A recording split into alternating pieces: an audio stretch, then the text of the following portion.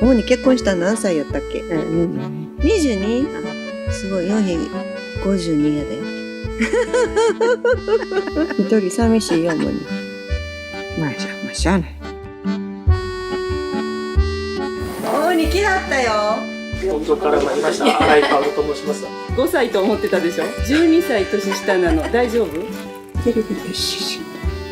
はい、これでいきます。今スープは細い濁ったような。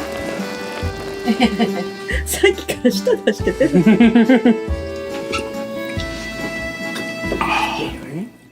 なんでこれがちょこちょこ。なんでやろ。母の認知症が劇的に進み、いるはずのない家族を探し始めた。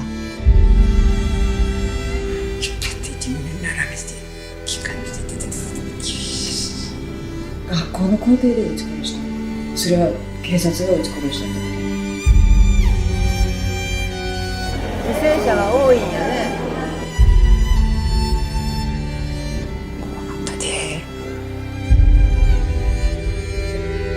실은 엄마를 많이 탓해왔는데 사슴을 하니까 엄마를 탓하지 못하는 거야. 母について、この島とこの国について、私は何も知らなかった。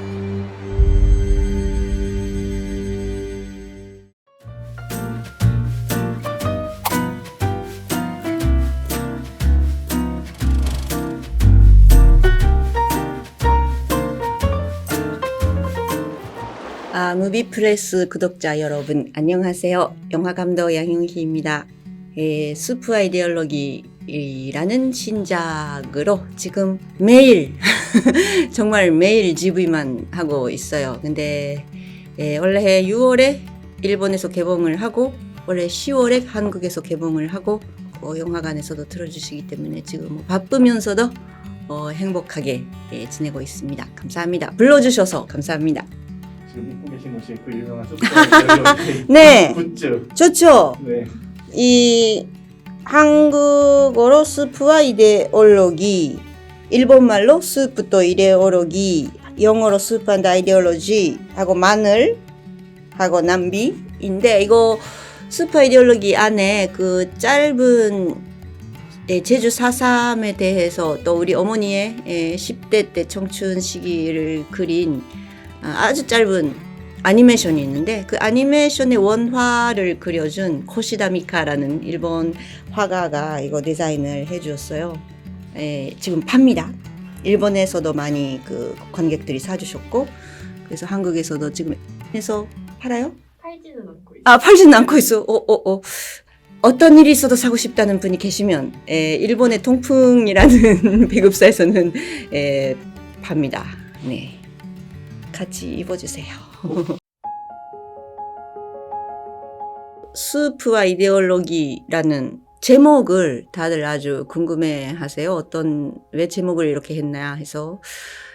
실은 이 수프와 이데올로기는 저의 어머니에 대한 다큐멘터리입니다. 저희 어머니의 인생을 그렸는데, 어머니는 1930년에 일본 오사카에서 태어나서 그런데 저희 어머니의 부모님은 제주도 출신이에요. 식민지 시기에 일본에 건너가셨는데, 우리 어머니는 오사카에서 30년에 태어나셨다가 15살이 됐을 때, 그러니까 1945년, 그러니까 한국에서는 이제 해방이 되는 그 해에 일본에서는 그 히로시마의 원자폭탄이 떨어지기 전에 몇 달 전에 오사카, 도쿄 또 다른 지방에 그 미군의 많은 폭격이 있었어요. 그 폭격을 피하기 위해서 우리 어머니가 부모님의 고향인 제주도로 피난을 했어요. 근데 피난을 하니까 이제 일본에 있을 때는 나고 자란 나라지만은 민족적 차별이 심해서 또 가난했기 때문에 제주도에 와보니까 민족 차별도 없고 소박한 섬이지만 사람들도 아주 잘해주시고 평생 제주도에서 살자고 생각을 했답니다. 그런데 3년을 제주도에서 살아보니까 45년부터 3년이니까 48년 이제 4.3이 터진 거예요. 근데 그때 실은 어머니에게는 약혼자가 있었어요. 지금과 달리 당시는 18살 처녀라면 이제 시집갈 나이라서 그 약혼자가 4.3 때 희생이 되고 이제 약혼자가 4.3에서 희생이 되면 또 어머니도 그 약혼자로서 또 위험하니까 큰일 났다 해서 또 밀항선에 타서 또 일본 오사카로 뭐 건너간다고 할까 피난을 해서 돌아가게 되는데 자기가 나하고 자란 나라에 돌아가게 되는데 그 4.3 체험에 대해서 어머니가 한 60년 가까이 비밀로 해 오셨어요. 근데 실은 저의 가족은 저의 부모님이 김일성, 김정일의 그 북한 체제를 지지하는 그런 사람입니다. 정말 한 시대 전에 한국이라면 제가 못 들어왔죠. 그런 집의 딸이니까. 근데 북한을 지지해서 왜 저희 부모님이 사셨을까? 특히 어머니가 정말 아버지 이상으로 열심히 북한 지지를 하고 또 그 남한에 대해서 아주 거절 반응을 보이셨어요. 한국은 잔인해. 항상 나한테 한 말이 한국은 잔인해. 왜 이런 말을 하지? 이렇게 생각을 했었는데 실은 제가 아버지 주인공으로 한 편 다큐를 만들고 저의 조카를 주인공으로 다큐를 한 편 만들었는데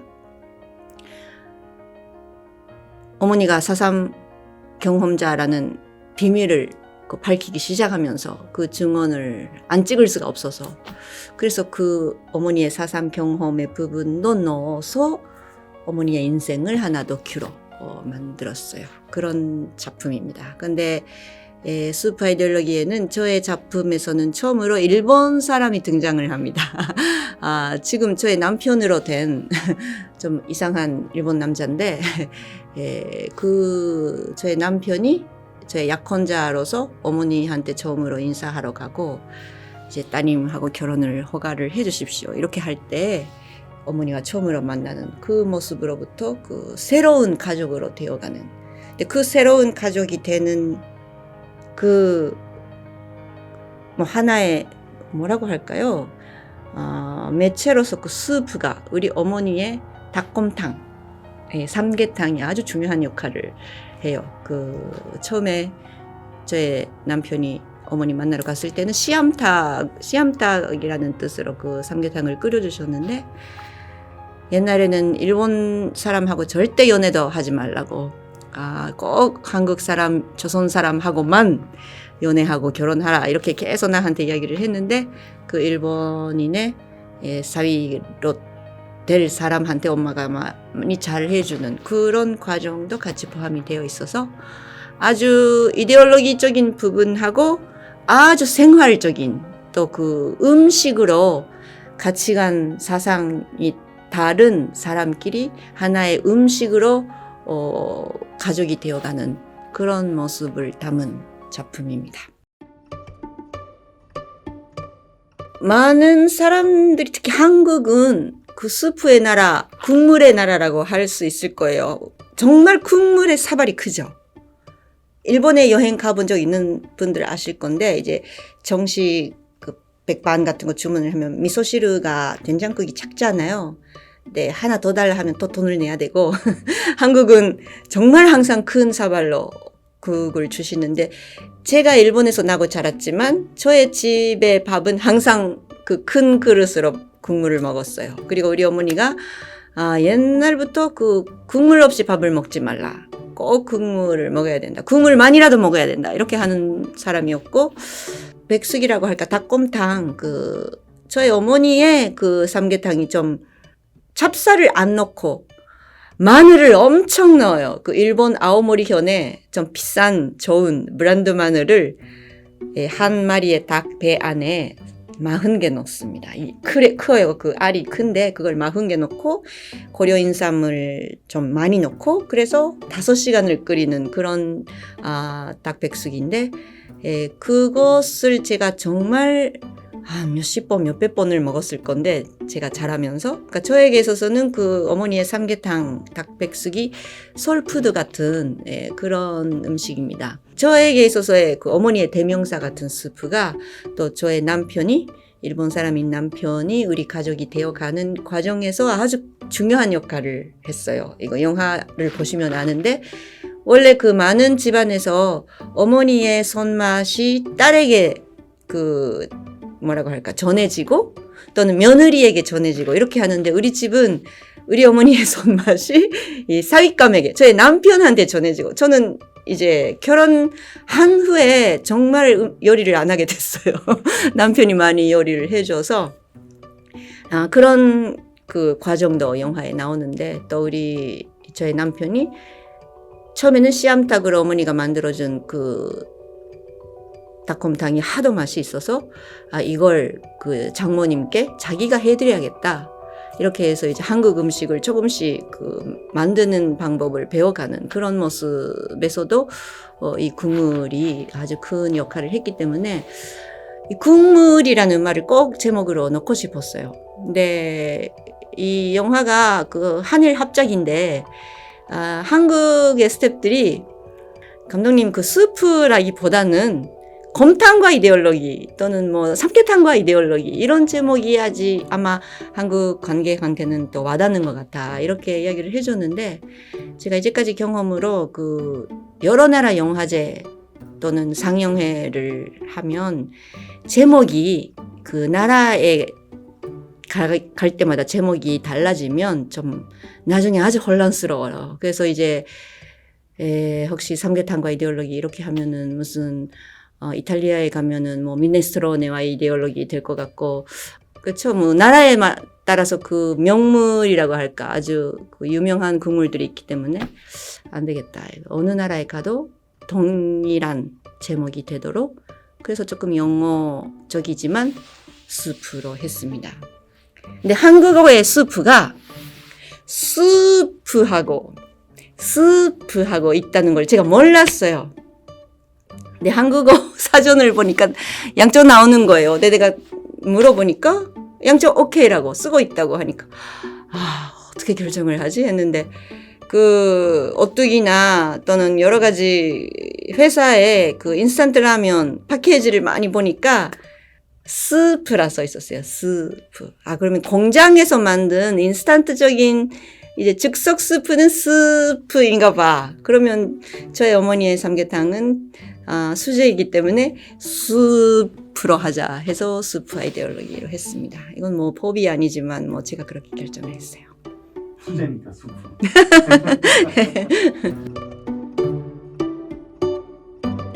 사람들이 잘 그 사람 인생이 어떤 사람의 인생도 한 편의 영화가 된다 이런 말을 자주 하지만 저는 한 사람의 인생은 정말 100편의 영화가 된다고 생각을 하고 있어요. 왜 하루를 2시간 영화로 하거나 15분 동안에 있었던 일을 3시간 영화로 할 수 있잖아요. 그렇게 생각하면 그 긴 몇십 년을 사는 이 긴 인생을 어떻게 한 편의 영화로 할 수 있을까 이렇게 항상 고민을 하는데 우리 어머니에 대해서 영화를 만들기 전에 벌써 저희 아버지에 대해서 만들었고 조카에 대해서 만들었으니까 벌써 우리 가족에 대한 이야기는 좀 했는데 뭐 처음부터 3부작을 예상한 건 아니지만 예정도 안 했지만 결국은 가족 다큐멘터리 시리즈 3부작이 되어 버렸어요. 그래서 우리 어머니의 파트에서는 이제까지 없었던 이야기가 꼭 들어가야 되고 또 이제까지 없었던 이야기가 있기 때문에 내가 영화로 하자고 생각을 했고 근데 꼭 이제까지 2편의 다큐에서 없었던 이야기란 것은 2가지예요. 새로운 가족, 그러니까 내가 결혼하는 그 일본인의 사윗감이 우리 어머니와 만나고 가족이 되어가는 과정이 하나 하고 이제까지 어머니가 비밀로 해오셨던 제주 4.3 이야기에 대한 어머니의 고백 이것이 들어가야 되는데 이 제주 4.3의 고백이 제주 4.3을 모르니까 사람들이 그러니까 우리 어머니가 나는 신민지 시기에 태어났다 이렇게 하면 신민지 시기는 알잖아요. 대체로 사람이. 근데 일본에서 제일교포로서 살아왔다 하면 뭐 막연하게라도 이렇게 알잖아요. 그런데 그 사이에 신민지 시기에 태어난 자기가 제일교포로서 살고 있었는데 폭격을 피해서 제주도에 갔다가 4.3이 있어서 또 일본에 피난을 해왔다 하는 그 이야기를 어떻게 설명할 수 있을까 막 고민을 했어요. 네, 알아보니까 우리 어머니의 10대까지의 사진이 한 장도 없어요. 뭐 당연히 폭격이 있었고 또 배 타고 피난을 했고 또 4.3부터 또 밀항선에 타서 왔기 때문에 이제 짐을 많이 못 가지고 또 간수하기에도 어렵고 또 가난하니까 뭐 지금처럼 다가 뭐 스마트폰 가지고 사진 찍는 시대도 아니고 사진 찍고 뭐 다가 사진관에 가서 찍고 하는 그런 한 장의 사진을 가족 사진을 뭐 소중히 몇십 년을 간수하고 하는 그런 시대였기 때문에 그 어머니가 정말 10대까지 사진이 한 장도 20살부터밖에 사진이 없어요. 그래서 어머니의 10대 태어났다. 이제 학생 시기 15살 때 제주도 갔다. 4.3이 있어서 약혼자도 생겼는데 약혼자는 4.3에서 죽고 어머니가 이렇게 온 과정을 아니메이션으로 해야겠다고 생각을 했고 그 아니메이션의 부분은 이 어머니의 그 후의 인생을 완전 그 결정 짓는 그 영향을 주는 아주 중요한 4.3에 대한 부분이기 때문에 이건 좀 클라이막스에서 넣어야겠다 이렇게 생각을 했고 또 이제 전반 부분에 우리 어머니가 어떤 어머니인지를 보이기 위한 부분에서는 일단은 일본에 살지만 고향이 남한인 부모 아래서 일본에서 태어났지만 북한을 선택을 해서 조국으로 선택을 해서 북한을 지지하고 자기의 아들들을 북한에 보내었고 지금 저의 그러니까 친오빠들이 북한에 있어요. 그런 엄마의 인생을 전반에 먼저 놓고 이 엄마가 실은 이런 선택을 하게 된 계기의 아주 큰 이유의 하나가 4.3이기도 하다. 4.3만이 이유가 아니지만 하는 그런 조금 뭐 파도를 생각을 하니까 구성으로서 그런 구성으로서 만들었습니다. 카오루가 없으면 저는 영화 만들자고 생각을 안 했을 거예요.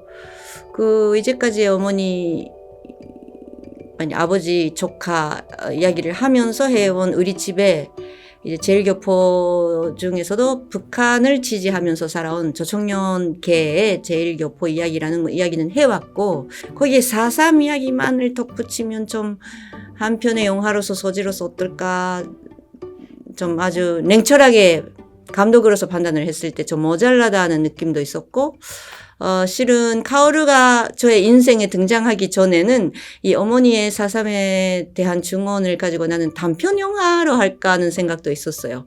장편으로 하기에는 좀 소재가 모자라지 않을까 하고 생각을 했고 또 영화니까 좀 무거운 인생의 이야기이긴 하지만 재미도 있어야 되고 이 재미란 것이 그러니까 뭐 funny하다 하는 뜻만이 아니라 이제 interesting 해야 된다는 뜻으로서 저는 또 오사카 인간으로서 오사카 사람들은 조크가 없으면 못 살아요. 오사카에서 나고 자란 사람은 그 농담을 못하면 친구 만들 수 없어요. 그만큼 웃으면서 산다는 게 그 코미디처럼 사물을 보는 그런 점이 조금 있어요. 그런 토양이 있는 데거든요. 코미디언들이 많이 태어나는 곳이에요, 오사카가.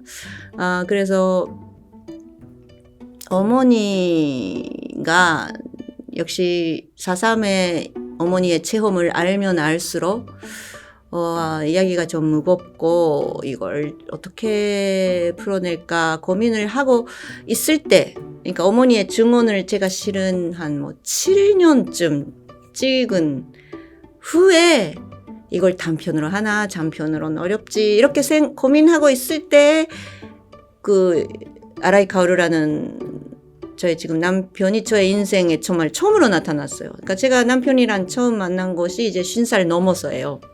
영화에 나온 그대로 2016년에 카오루가 어머니 만나러 갔는데 그 어머니한테 따님과 결혼할 허가를 주십시오라 하고 인사를 하러 가는 정말 몇 달 전에 만났어요. 처음으로 만나서 한 몇 달 있다가 카오루가 청혼을 해와서 그래서 저는 50살도 넘었고 결혼도 귀찮고 뭐 이제 그냥 뭐 동거만 하지 이렇게 해서 뭐 살아보고 잘 되면 좋고 뭐 잘 안 되면 뭐 헤어지면 뭐 그래 편하지 않냐 이렇게 했는데 나보다 좀 나이가 훨씬 아래인데 카오루가 조금 그 전통적인 사고방식의 부분이 있어서 아니 꼭 어머니한테는 인사를 드려야겠다 이렇게 하니까 재미있네 이렇게 생각을 했어요. 그 제일교포 안에서도 집에 2000년이 지난 이 시대에도 아직 집에 김일성, 김정일의 초상화를 모시고 사는 이 조금 크레이지한 제일조선인 어머니의 집에 또 일본 사람은 안 된다고 하고 있는데 그 청혼 인사를 하겠다 하는 일본인이 나타났다. 이거 조금 코미디 같다고 생각을 해서 이 하루를 찍어보자. 근데 실은 맨 처음에 저의 아이디어는 그 카오루와 어머니가 만나는 하루까지 놓고 단편 영화로 하자고 생각을 하고 있었어요. 근데 어머니가 어떤 반응을 보이시는지도 모르고 반대할 수도 있고 카오루는 카오루대로 나한테 한 말이 야 어머니가 소금을 나라 이렇게 해가지고 자기한테 소금을 뿌릴 수도 있다. 그래도 자기는 가겠다 이렇게 하고 그래서 어머니가 배추김치로 나의 뺨을 때릴 수도 있는데 당신 한국 드라마를 너무 봤다 이렇게 이야기를 했는데 그만큼 본인은 각오해서 그 긴장해서 우리 어머니 만나러 가고 야 되게 재밌겠다 이거 생각을 하면서 내가 그 하루를 찍었어요. 그러니까 어머니가 찍어보니까 뭐지 어머니 뭐 소금을 뿌리기는커녕 씨암탉이라고 삼계탕 끓이시는 거예요.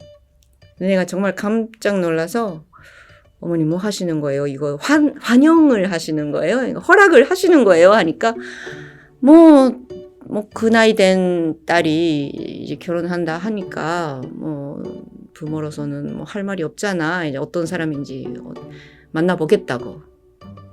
그렇게 시작을 해서 하루를 찍었는데 너무 좋은 그림이었어요.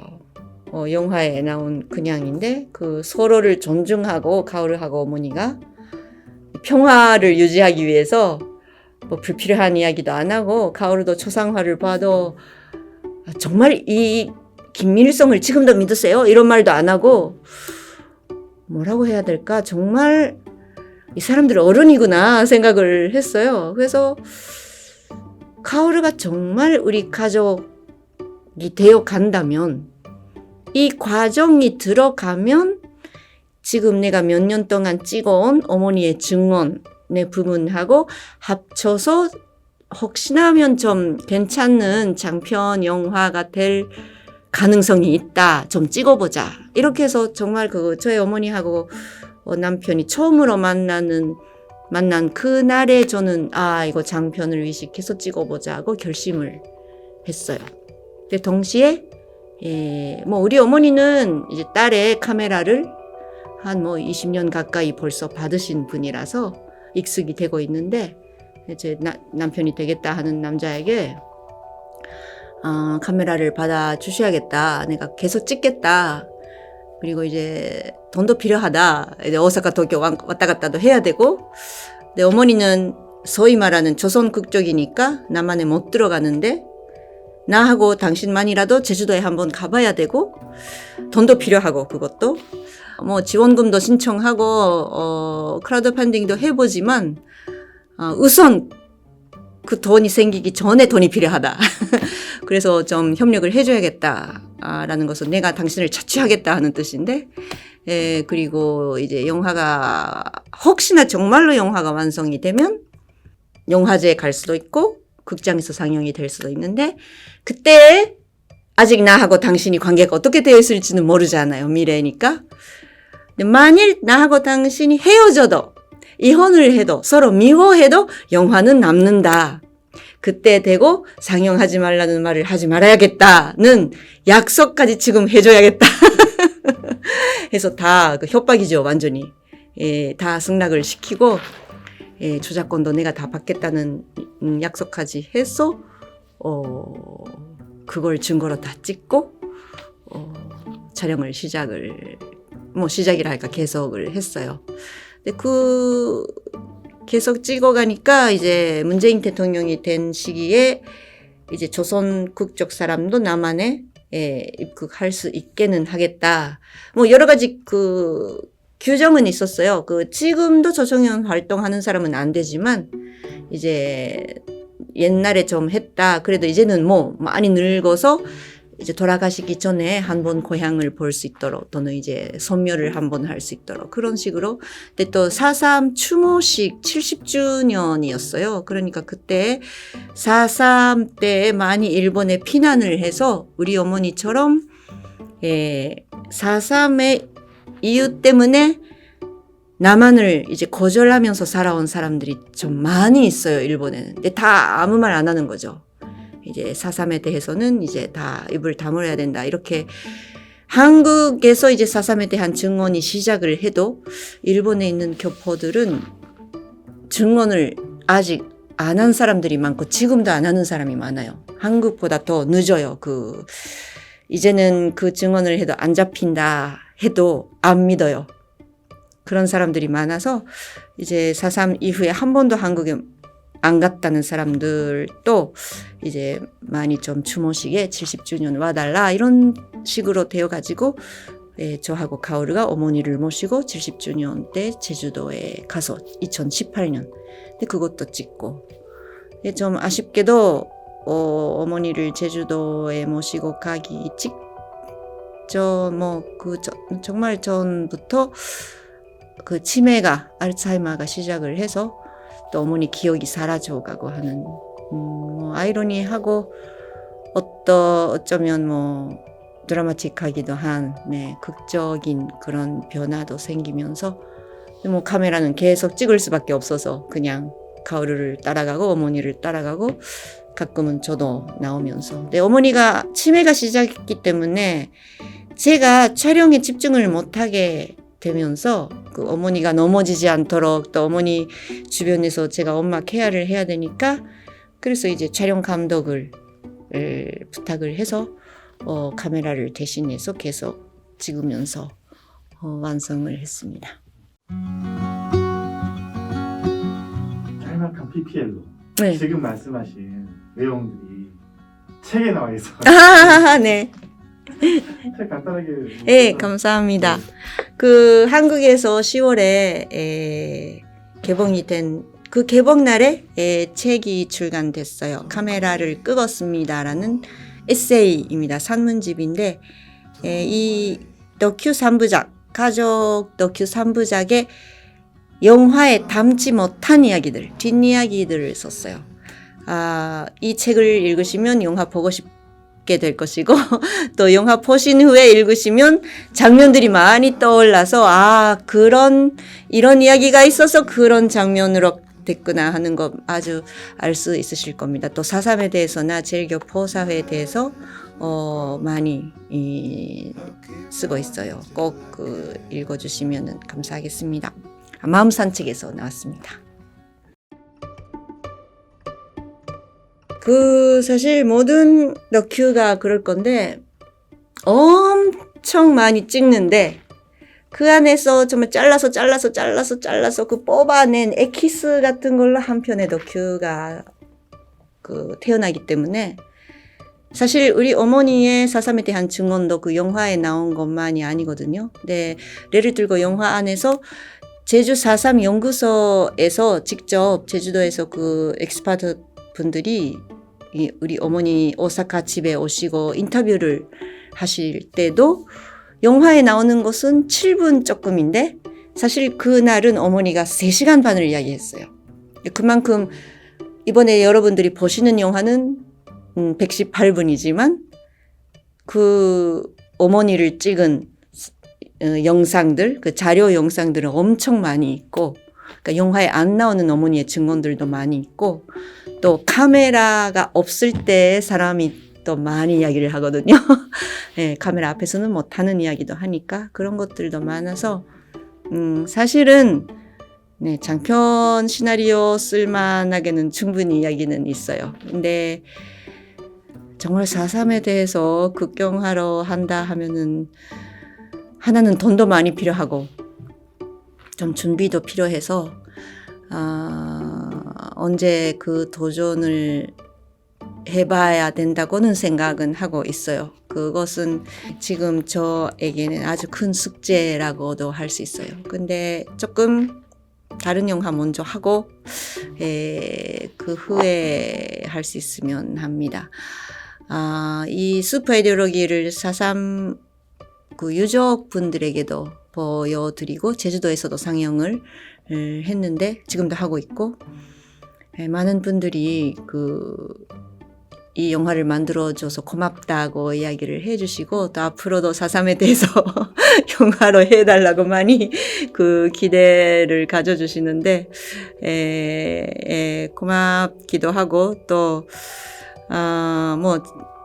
뭐 책임을 느낄 필요는 없지만 그래도 우리 어머니가 실은 치매 시작하기 전에 영화 많이 만들라고 하셨어요. 그래서 저의 카메라 앞에서 어머니가 4.3 이야기도 많이 해주신 이유도 이제 자기가 죽은 후에 이런 증언들이 정말 중요하게 남는 시대가 왔다면 정말 기쁘다고 하셨고 또 너큐도 빨리 만들어라. 그래야 내가 볼 수 있지 않냐. 이런 식으로 우리 어머니가 말씀을 하셨는데 실은 저희 어머니가 올해 1월에 돌아가셨어요. 돌아가셨으니까 영화를 재작년에 뇌경색으로 쓰러지셔서 이제 시력이 안 되게 돼가지고 영화는 못 보셨는데 대신에 이번에 슈퍼 아이디올로기의 음악을 들려드리니까 아주 좋아하셨고 저에게 정말 이런 장면도 넣고 극영화도 만들어라고 이런 사람도 있었다 해서 정말 재미있는 이야기를 많이 들려주셨어요. 그런 것들도 앞으로 살려야겠다고 생각을 하고 있습니다. 나치스 히틀러의 만행에 대해서 엄청 작품들이 많잖아요. 소설도 많고 영화도 많고 우리가 일본이나 한국에서 볼 수 있는 그러니까 유럽에서 만들어지고 합작이 많지만 해외까지 오는 작품이라도 그렇게 많은데 정말 해외 못 오는 안 오는 작품도 포함을 하면 정말 매달처럼 진작이 나오는 그것도 아주 수준이 높은 그러니까 사람들이 이제 아우슈비츠 하면은 설명이 필요 없잖아요. 세계적으로. 저는 제일교포 사회에 대해서도 그렇고 제주 4.3에 대해서도 정말 그렇게 돼야 된다고 생각을 해요. 그러기 위해서 정말 많은 좋은 작품들이 나와야 되고 그래야 설명 없이 들어갈 수 있고 이제 저의 첫 번째 니아평양이라는 작품이 있는데 글자가 쫙 올라오면서 이제 시대적 배경을 설명하는 시간이 4분이나 있어요. 아주 만든 제가 아이고 촌스럽게 이렇게 시대적 배경을 글자로 무슨 수업처럼 하냐 이렇게 생각을 했는데 그때 아무리 생각을 해도 제일교포 이야기를 더구나 일본에 있는 코리안이 남한이 고향인데 북한을 지지해서 사는 사람들이 있다 하는 이야기를 어떻게 어디부터 시작을 할까 막 고민을 했어요.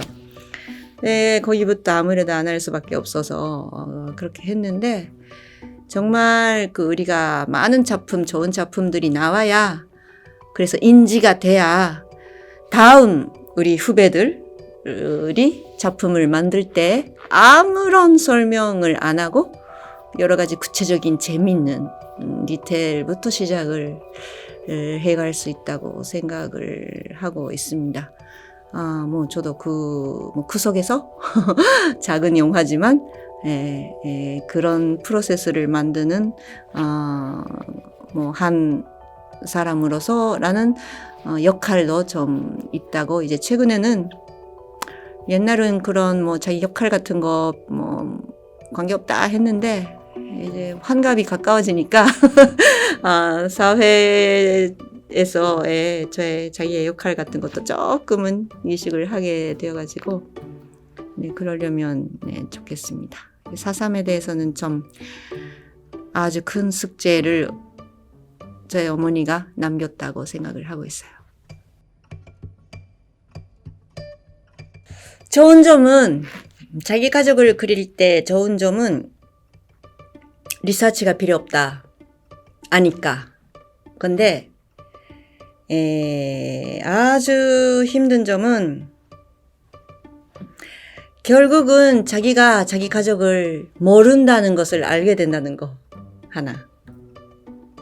리서치가 필요 없다고 했는데 결국은 이 자기 작품이긴 한데 아주 주관적인 작품이긴 한데 주관적으로밖에 못 만들지만 그 자기 가족을 파고 들어가는 그러니까 가족의 배경이죠. 자기 가족들의 개성도 그렇고 왜 이런 아빠지? 왜 이런 엄마지? 왜 이런 가족이지?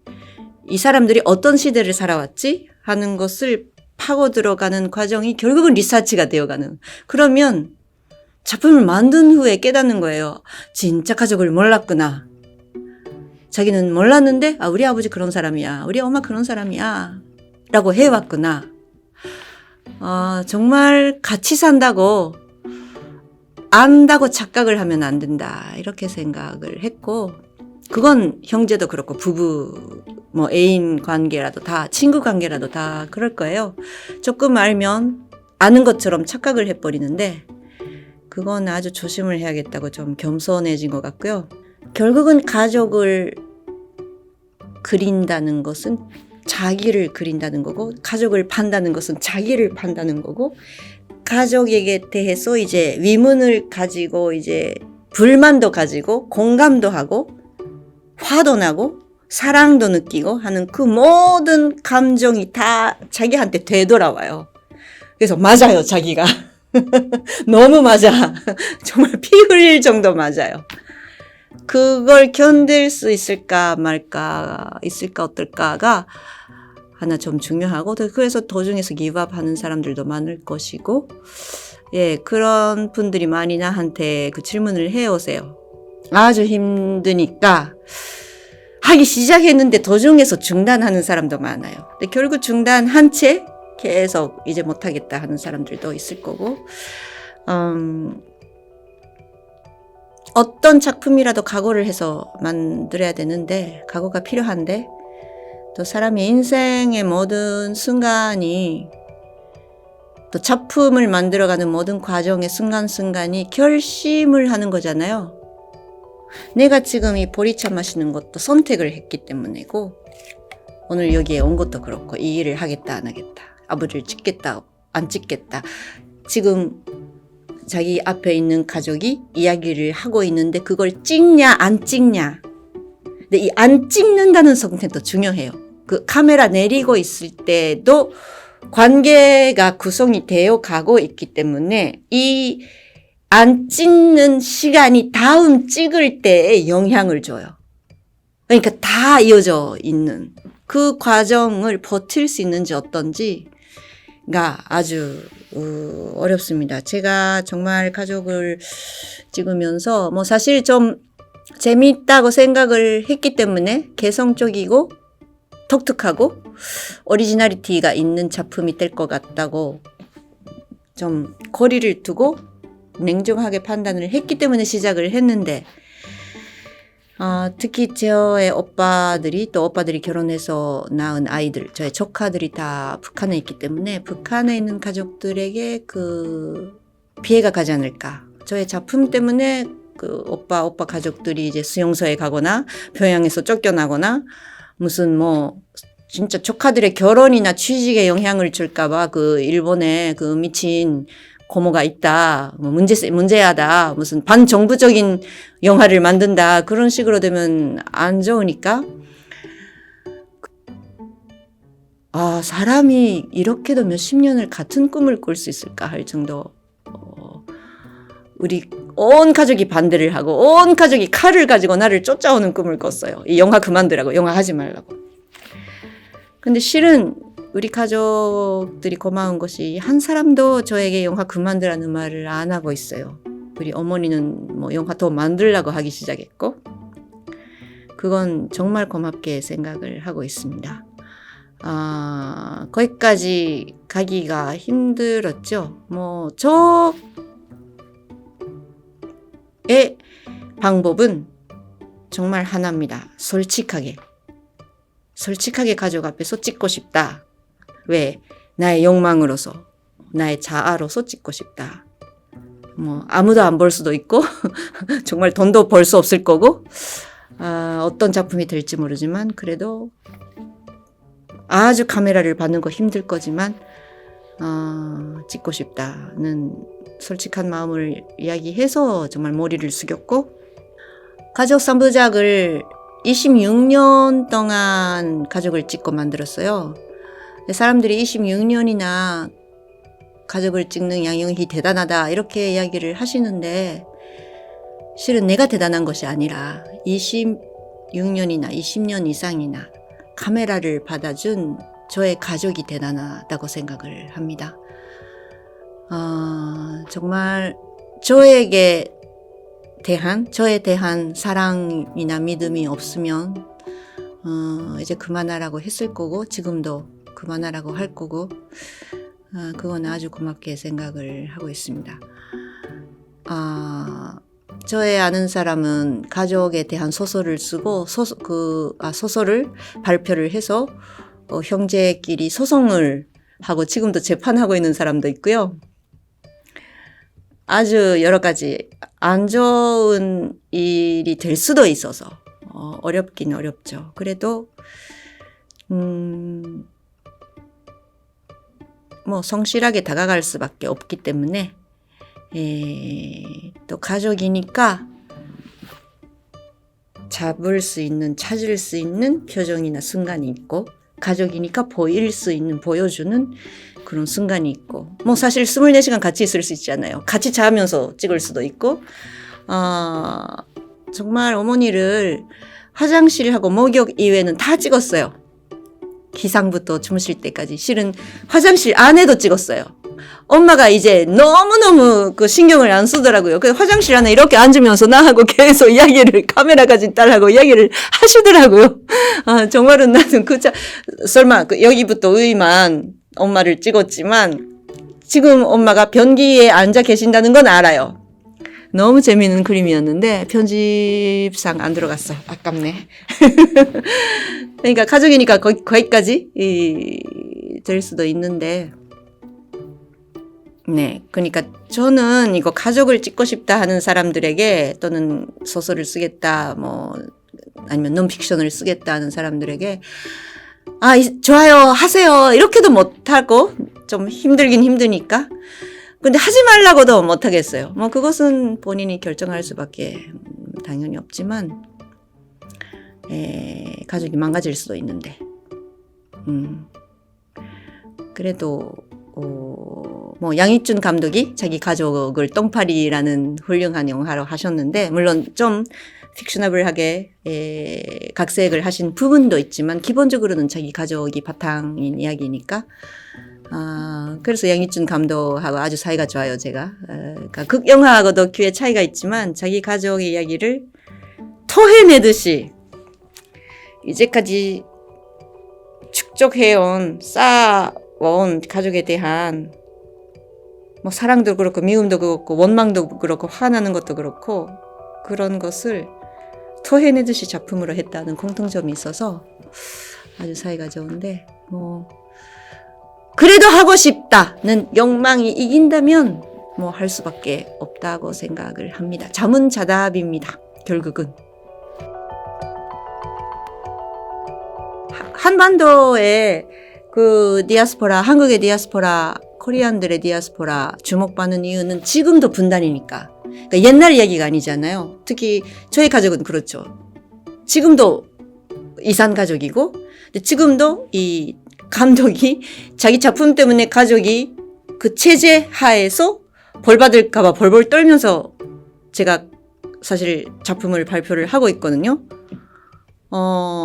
이 리얼리티란 것은 아주 그 옛날 이야기를 과거의 이야기로 하는 거하고는 아주 다를 거예요. 그래서 파친코 같은 것도 주목을 받는 것도 그렇고 뭐 파친코 제작자들이 하고 있었어요. 저의 작품 다 잘 봤다고 연락이 왔었어요. 그래서 아주 고마웠던데 그 주인공 손자가 일본에 건너가서 오사카에 건너가서 정착되는 그 동네가 우리 어머니 집이 있는 그 동네예요.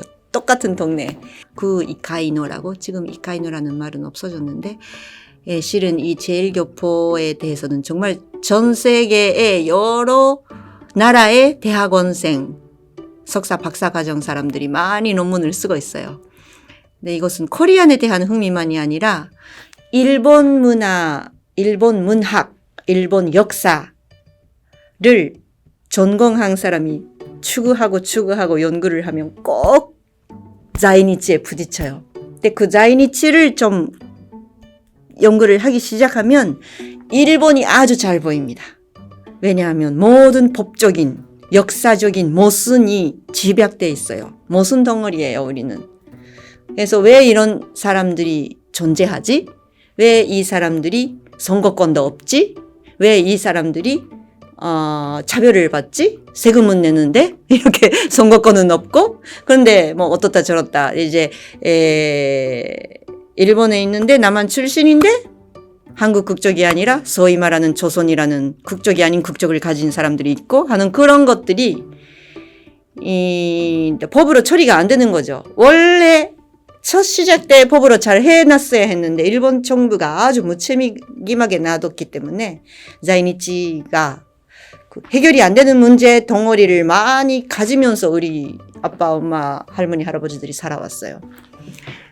그 일본이 잘 보인다고 합니다. 그래서 동시에 한반도도 잘 보이고, 아무래도 이제 한반도 일본은 뭐 거울이기도 해서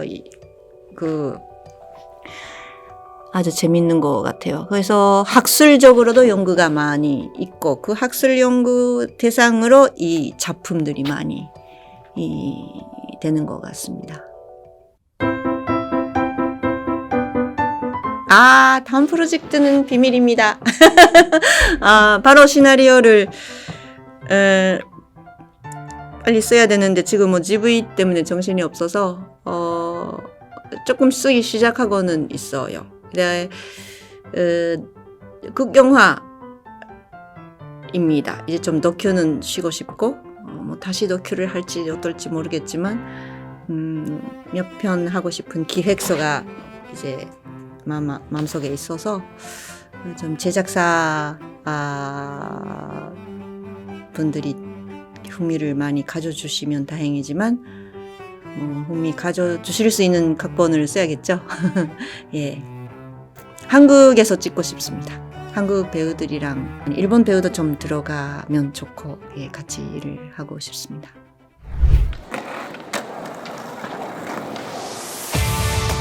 스프 아이디올로기 아직 상영을 하고 있고, 또 이제 영화란 것이 이 관객분들이 요청이 있으면 다시 영화관에서 틀어주실 수 있고, 또 디아 평양, 굿바이 평양이라는 전작들이 지금 기획전으로 상영이 시작을 했고요. 물론 OTT에 나갈 수도 있는데, 역시 영화관에서의 상영을 전제로 만들었기 때문에 꼭 영화관에서 봐주세요. 우선 영화관에서 보면 완전 다르죠. 영화관에서 봐야 오는 것이 다르고, 사람들이 영화관에 안 가게 되면 영화관이 없어집니다. 영화관은 절대로 지켜야 됩니다. 그러니까 영화관을 지키는 방법은 영화관에 관객이 가는 것밖에 없어요. 이건 뭐 정부 지원 그런 것이 아니라 관객이 가야 됩니다. 술집에 가는 횟수를 조금 줄여주시고 꼭 영화관에서 영화를 많이 봐주시오. 그래서 저의 영화를 봐주시면 더 고맙겠습니다. 감사합니다. 무비 플래스 시청자 여러분, See you next movie.